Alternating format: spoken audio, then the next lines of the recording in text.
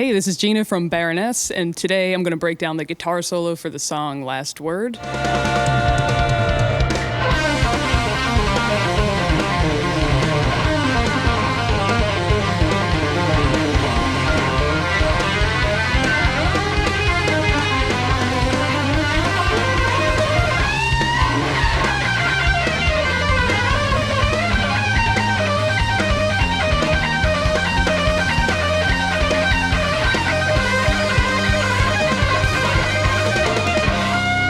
It's not too crazy. I'll try to break down each part as it relates to the chord progression that's going on. So hopefully you can take more out of it for your own playing and that kind of thing. But yeah, so we'll jump in here. First thing is we're tuned down a whole step. So we're tuned in D standard. And then for this particular song, the low E string is tuned down to an A. I'll refer to everything as if we're in standard tuning. That way you're not trying to like transpose things, but just know that, you know, if I say this is a D minor chord, it is tuned down a whole step. So just get that out of the way. We'll start with the chord progression going on under the solo. So we have a D minor chord. To like a B flat major. G minor. And that's just like a little A minor to A major kind of thing. So that's the chord progression. So let's see, if I start this run, here's where the run starts. You know, that's just a little extension of this D minor scale. I'm just starting from what is like the minor third of the chord. So that's a pretty strong interval to start on. And it takes you out of like constantly having like, think about like, oh, where's the root note, whatever. So here I'm starting from the minor third and just taking this D minor scale into this lower position right here.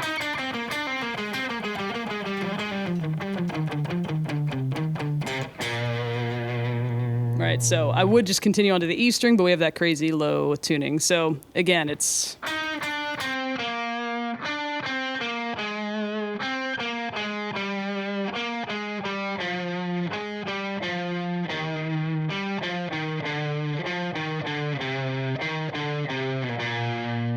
Okay, hopefully you can see the whole neck. I can't see if the whole guitar is in the frame. So that's the like sequence. So I mean, even just practicing that with like alternate picking is a great like exercise. I do like kind of a hybrid picking kind of thing with the pick to start, and then doing pull-offs, and then I'm gonna pick the next lowest string that I go to, and then when I go back in the sequence to that higher string, I'm gonna finger pick that one, if that makes sense. So I'll try to do it slow.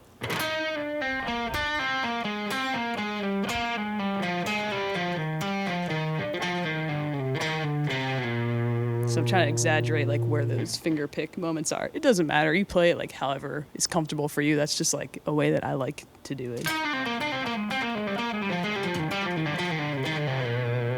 Right, so that's that part.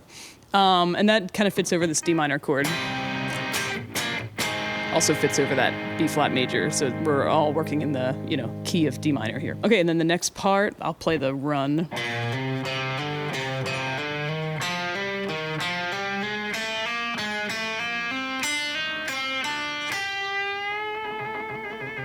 Yeah, so it's a weird run. Again, I'm trying to think of those D minor scale tones, or really more importantly, the chord tones, right? If I just think of like root 3, 5, and then here's another root 3, 5 going this way. So I'm thinking of those like arpeggio, like chord tone notes as just like target notes that I want to hit. Anything that I do around that kind of doesn't matter to me. If I hit those target notes that are a part of my, you know, root 3, 5 of my minor chord, then I'm happy. Anything else is just like, this is a fun pattern. And again, I will hybrid pick that as well. So hopefully you can see that. Pick, hammer on, finger pick.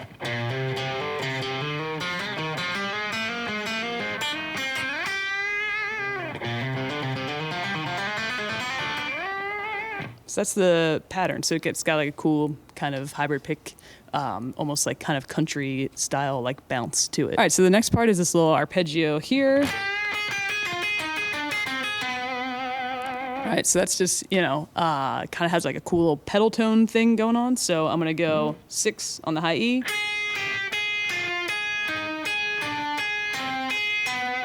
And again, I'm hybrid picking that. Kind of interesting, like where I land here. The chord progression under this part is that little like A minor to A major. So I'm kind of like outlining this arpeggio here, and then when I get to the end, I just switch to this major third of the A chord, right? If I look at an A chord. So that's just something that like kind of highlights the progression that's going on. All right, and then this next kind of section is just walking pretty much like up all the pentatonic positions, or 3 of the pentatonic positions for D minor, just on like 1 to 2 strings at a time. So what I think is like a really great practice is to take like all your pentatonic positions and just go through them like 1 string at a time, right? And then like go through them 2 strings at a time, and then move that set of 2 strings like down to the next set of 2 strings, and kind of like work through them that way. I think it's like it's a little more useful, so you're not just like this box, this box, this box. Kind of gives you more like fluidity on the neck and gets you like moving around a little bit quicker and connecting things, which I think is really important. So that's like what this little like run like up is essentially doing. So let's see, it starts here on, let me see, the 6th fret of G. Right, so that's just like, you know, D minor. It's got, I guess, like a little bit of harmonic minor because it's got that major third of the A chord that it goes to, that A major chord. You know, either way. So that's just a fun 1 string kind of hammer-on lick going up. And then once we get to here, here's the pentatonic positions that I'm looking at. This one that everybody knows, I call this home base. All right, and then my next one. And then my next one. All right, so there's my 3 positions. So I'm just gonna go through those. And then I got...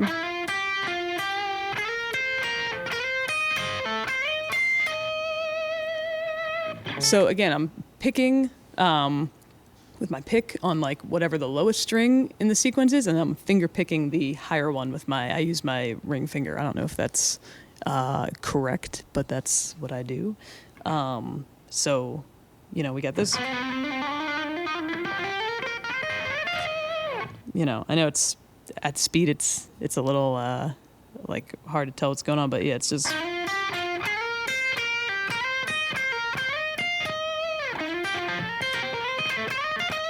Okay, we're up here.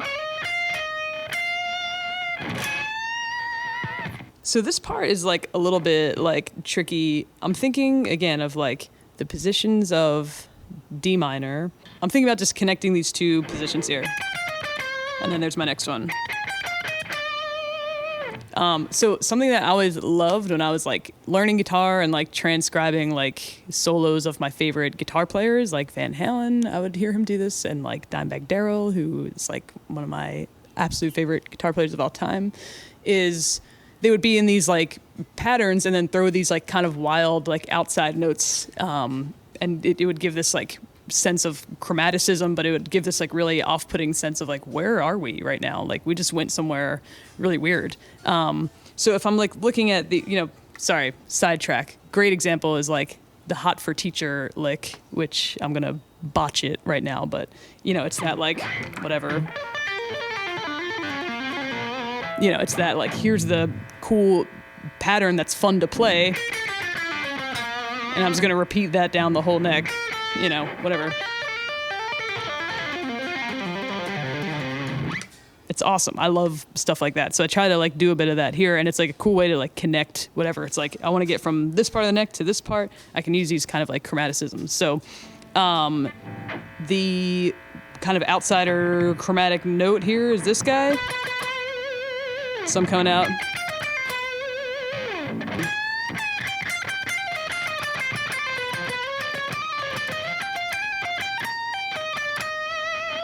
So I have this, you know, giving this sense of chromaticism here.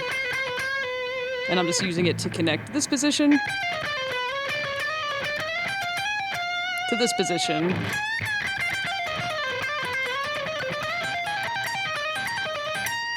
Cool. And then we're at the end. So the last part solo is just super fun. Yeah, just outlining this. And then it comes down here. And I throw in 1. And then the very last part is just ends on that bend on the, geez, what fret is that? 15, 17, 18, 19, 20, the 20th fret. And that's it. And that's the whole kit and caboodle. That's the whole jam.